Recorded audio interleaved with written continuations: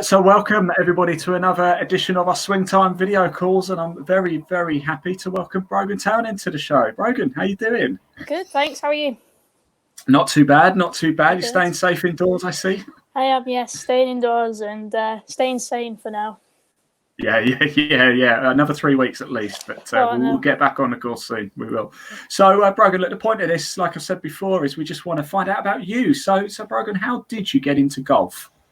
Getting to golf, well, my dad and brother played, and well, initially I wasn't really that interested, but I was playing other sports, football, and then kind of just didn't want to get left behind, so I joined in and got going and never stopped. Fantastic. How old were you then when you first picked up a golf club? It's quite late, really. It's like 10, not till then, and then, like I said, once I started, didn't stop. Fantastic. In fact, that's not too bad. I spoke to a couple of people, and one chap I spoke to didn't get started till he was 21. Would you believe? All right, I feel okay then. Speak to a lot of people, and it's like 3 and 4. I'm like, oh boy, it's a little later.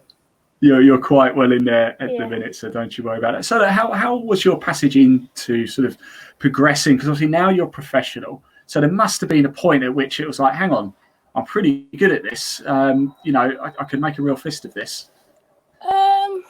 Yeah, well, still playing football along with golf, and then it kind of got to getting into county stuff, and it's like having the time to do both. So, okay, I'm going to shoe golf, and then just kind of went through that. Really started with county, and then got into some England squads, and then kept going with that, and then went over to the States, played college golf, and before then I knew that I wanted to turn professional, and then after finished college, turned professional, and that's kind of the whereabouts in the States.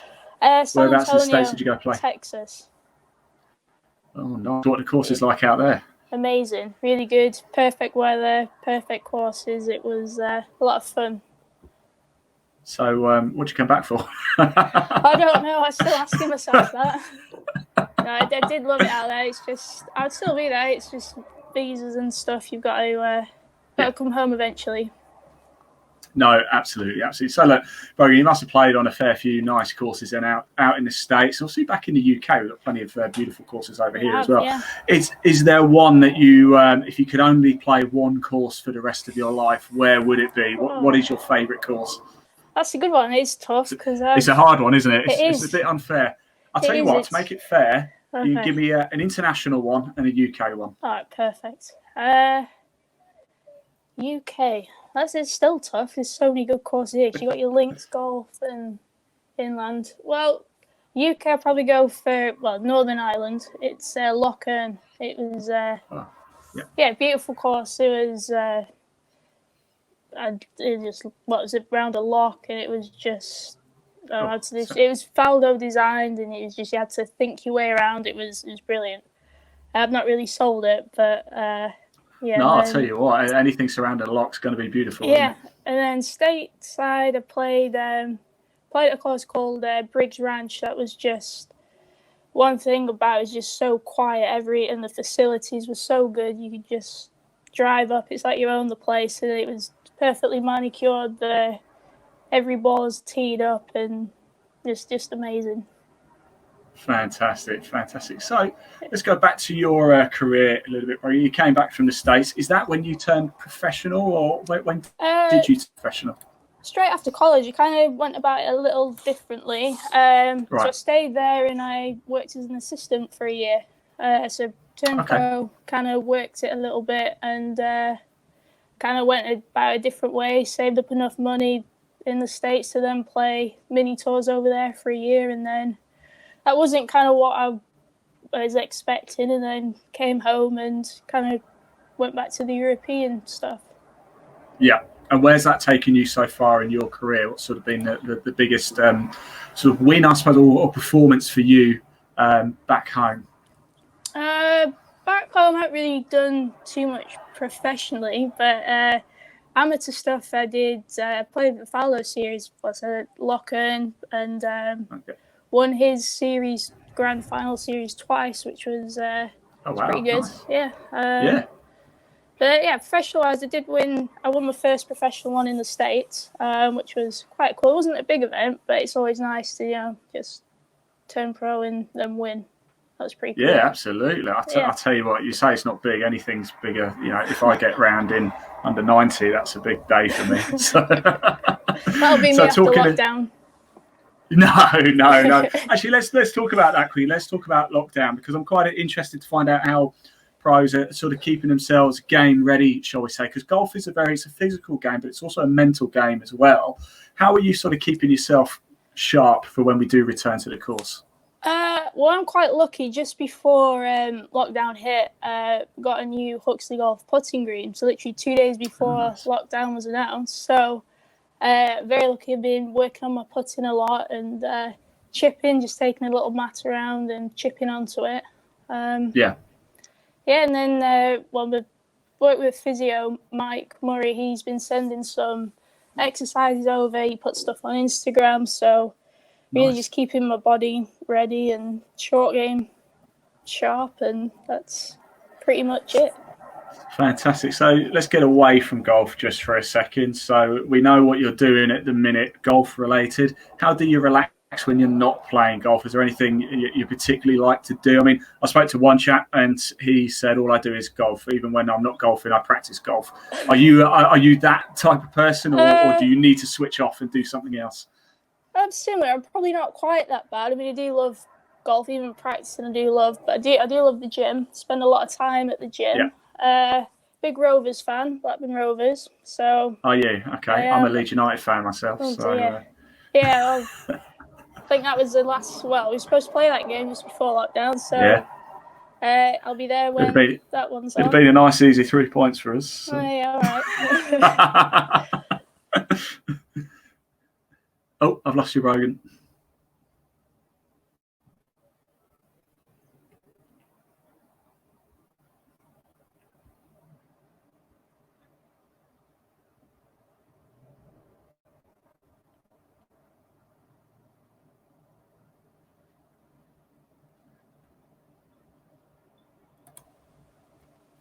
Hey, you're back. I've got you. You're right. Don't know what happened there. No, that's all right. Actually, to be fair, it cut out at the perfect time and then came back in again. Like I say, we'll sort all this out in post edit, so it's no issue at all. Right. Was it? I hope I didn't upset you about the saying Leeds would get 3 points against you. But, hung up. I thought I'd had enough of it. Bloody Leeds fans. Yeah, lunatics. So, not me. I'm a Southern Leeds fan. Okay. Right, so Brogan, let's get back into this. Let's go back to golf. Let's talk about what it's like to be on the first tee. Do you still you're a professional, so do you get nervous still? Because I'm a complete amateur. I'm handicapped about 20 to 22, so I'm not particularly good. I do chop my way around. And I get nervous. Obviously, I don't play tournaments, but I still get nervous even when I play with my friends, especially if the clubhouse is right behind and everybody can see. Mainly because I know 1 in every 4 isn't going to go where I want it, anywhere near where I want it to go. But do you, as a professional, do you still get nervous? Yeah, of course I do. I still get all those butterflies in the stomach, everyone says, and first tee, and then I get them quite a bit on the first green as well. I don't know why, always have done. And then this is you go, settle down, and it's... So if you go to a course, let's say you haven't played before, and obviously every green's are set up differently and some are faster than others, is that where kind of the nerves come from then? Because you can go onto the putting practice green, can't you? But it's never quite the same, is it? Yeah. Is it still a bit of a lottery when you first get onto that first green? Yeah, I think so. I mean, just being sure, you never know. Well, for me, quite how hard you're going to hit it, and if they've cut them, it's just... I don't know, it's almost like a first tee shot, but with your putter, I guess. I don't know, I've never really thought about it. Just know it's going to come and... just I do apologise. I've probably just put that in your head now. Forget that question. So look, I've told you about how useless I am and my many embarrassing moments every time I go out on a course. There's about 100 of them every time I go out. What's been your most embarrassing moment, Brogan? Or when you've done out and you just thought, oh no, I can't believe that happened? I still think about this one. It's not actually on the course, but I said about the Fowler series. One of the finals we played, they had they had some coverage, and after one of the rounds, they told you had to basically like say your name, your age, where you're from. I was really nervous, really shy. Didn't want to be in front of the camera, so it's even like rehearsing that. Like, my name's Brogan. I think I was 17 from England. So I've got it. So I was doing quite well. They then kind of asked me another question, and it like really like shocked me. I was panicking, and it was something along the lines of like, what will it mean to win, or something like that. And in my head, I'm thinking, it's be a big learning curve, this. And then all of a sudden, stepping stone came into my head, and I said, this is going to be a great stepping curve. And ever since then, because it was coverage, it was on TV, my family still to this day, anytime you got one of those phrases, they'll make fun of me, and stepping curve it is. You know what's happening, don't you, Brogan, at the next event we're filming at? No, I'm going to come and interview you. I'm going to be like, it's just a big stepping curve for you today. You know it's going to happen. You know it's going to avoid you. I'm everywhere. No, let's get away from embarrassing. Let's get to the more positive side of things. There we go. How many hole-in-ones have you had, Brogan? Hole-in-ones, I've had 3. Okay. Yeah, first one's quite young, really, golfing. I can't remember exactly how old I was. I think about maybe 12. I was just out practicing by myself, so it's not really how you want to have your first one. It was, what was this? Wiltshire Golf Club, par 3. Yeah. Well, obviously, 17th hole, 5-iron. Second one I had was in the States playing college golf. Didn't see it go in. I remember having an 8-iron. It was uphill. We're playing in Colorado. So I was honestly just happy to get up. There was no air. I didn't have to putt, just take a breather. Then last one I had, I was in the States at the country club I was working. I was playing with some members, and they do like a nice thing when you get a hole-in-one. They give you the flag kind of right on it. And nice. Wow. Yeah, so it was a cool little thing. Nice little memento to keep there. Yeah, that's pretty nice. Cool. Yeah. Did you have to buy everybody a pint in the bar after? No, it was different there, actually. When you get a hole-in-one, they actually give you some money, but they didn't do that. They bought me a pair of shoes. So I'll take it, a pair of golf shoes. Yeah, very nice. I've never quite got that tradition of you've got to buy everybody else a drink when you get like hole-in-one. You're being punished. Why are you being punished for a good shot? Exactly. They should buy you a drink. I totally agree. I've got no chance of ever getting a hole-in-one. We've got a new trend. Definitely. Let's get that let's create a hashtag for We'll sort it out, yeah. Right, Brogan, we get a lot of people who want to know what the pros play. Okay, so what I really want to find out from you is what is in your bag. Can we go from the top down to the bottom? Let's start with driver, work our way down. Driver, I've got a Ping G400. Okay, nice. 3 and 5 wood, Titleist 917. Okay, Yeah, and then irons, I've got 4 to pitch and wedge Callaway Epic Forged ones. And then, quite new. I like them. And then wedges, I've got a 50-degree, 56, and 62. They're Titleist Vokeys. I think 2 of them are SM6 and one's an SM7. Okay. Quite a difference in degrees there. Yeah, there is. I still got the 62 from when I was in the States. I found it quite handy, quite high shots, and then just kind of did a little gap in from there. It's probably not quite how I want it, but it works for now. So yeah, definitely. Well, it covers off most areas, doesn't it? Yeah, it does. Putter, I've got a TaylorMade Spider, quite a new one for me. Just got it in January. So TaylorMade Spider's a mallet, isn't it? So it is, yeah. Is that more of a preference to you? You prefer the slightly heavier weighted head than a blade? Yeah, that was when I was getting my putters, kind of things I was looking for. I wanted a heavier head. This one's face balanced, and it's got a line, black line across the top of it. I like to be just help for my lining up. Those were kind of the things I look for. And what ball do you play, Brogan? Titleist Pro V1. Absolutely. Right, look, I really appreciate your time. So I won't keep you too much longer, but of course, we always want to know, Brogan, if there's anybody you want to give a particular shout out to, any coaches, family members, sponsors, etc., who've really helped you get to where you are in your career so far to date. Yeah, well, I don't have any sponsors at the minute, unfortunately, but not yet. Hopefully soon.